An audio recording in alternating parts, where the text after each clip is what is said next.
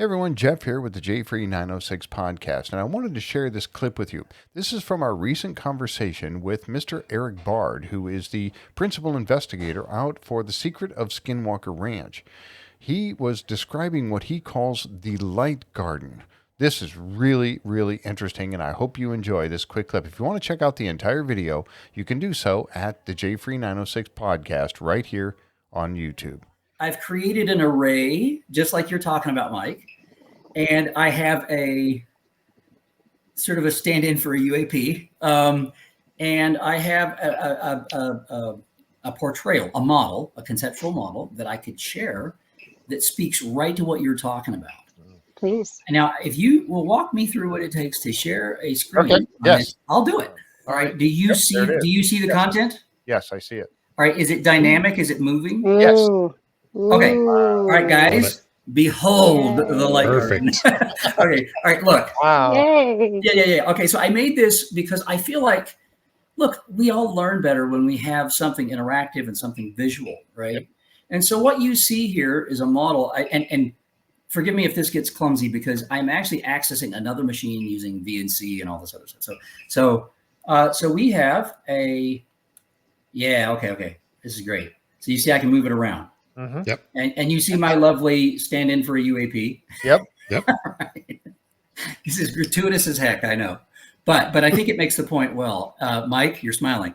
All right, that's a good sign. This is awesome. All right, so I'm going to grab my UAP. Okay, so let me set this up right. So the light garden, remember I talked about a Cartesian grid of sensors. Mm-hmm. And let's suppose we set up the system so that, in our mind's eye, we've got these posts out in the field. And at the top of every post, we have a light whose brightness corresponds to the deviation, let's say, of the current GPS reading from sort of the boxcar average or the known position of our sensor, right? The error. Mm-hmm. Okay. Or it could be some other metric. It could be if we take the vector magnitude,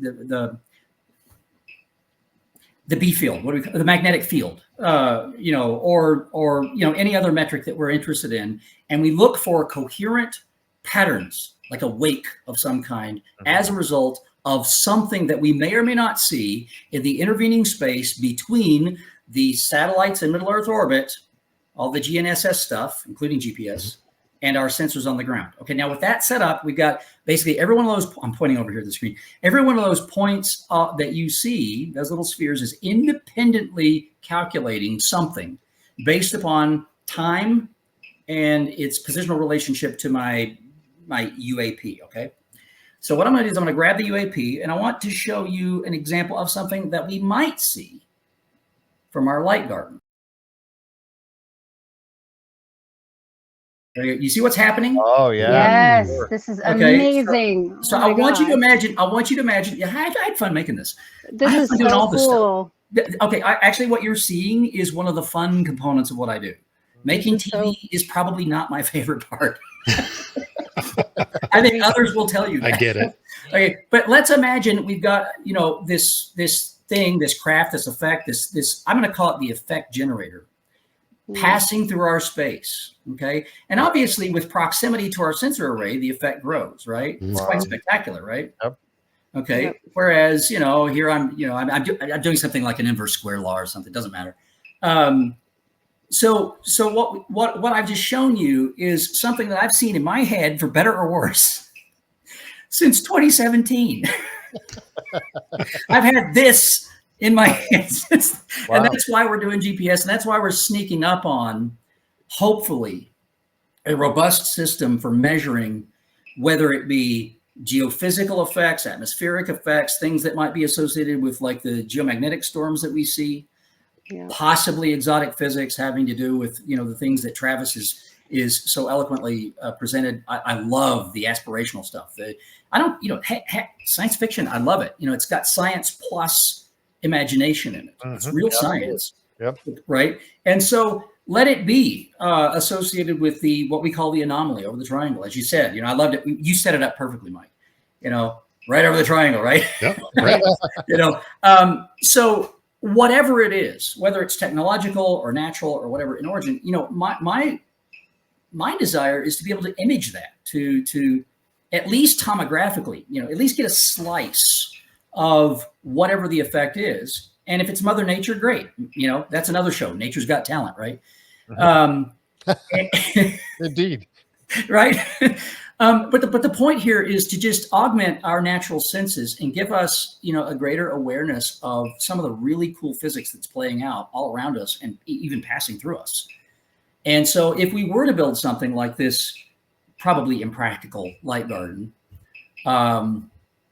we might come into possession of data like we see here and be able to, with some appropriate fitting, we may be able to come up with, coherent patterns like we see here.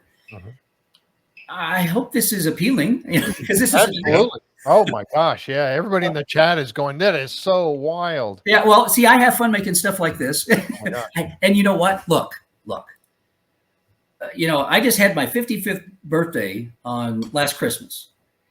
My point being, none of us is too old to learn some new tricks. And as I do this stuff, I'm learning.